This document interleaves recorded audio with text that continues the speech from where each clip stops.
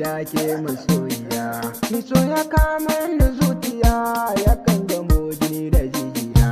Waɗansu ma sun ka tausayi, waɗansu ma babu tausayi. Idan a so babu tausayi, ni kam ina za a tausaya. Fahimci halin da za mu je sabida hali na rayuwa. Ni yanzu na gane zamani so ne ya kan sanya damuwa.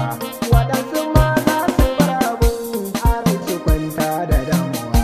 So ne ko farko ga ɗan adam, mu ne ko ke juya zamani. Ni yanzu na gane ce da ke so ya wuce zuma bare rake. Sabida bayan wani da so amma wani kai yake biya. Ba mu ba neman kaso akan farko na ɗan adam ake biya. An bar batun so da gaskiya da kai yake an kayo gaba. Mai godiya ta ga rabana shine ya kan bani masu so da gaskiya ne kwanarta. Dan kaura kaina ga makiya shirin shi ne za na tsallake. Domin fana za na rayuwa ta makiya sai da kaura kai. Da haƙuri ma ku kai ka ta watarin za ku ba wani. To yanzu ma duk da lokaci ina a raye ku yi da ni.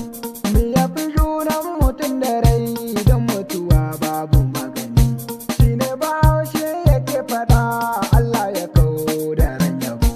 Abun gudun shi ake guda amma fa an san da za ya zo. Mu rike juna kamar ga kowa sabida ranan da za a yi.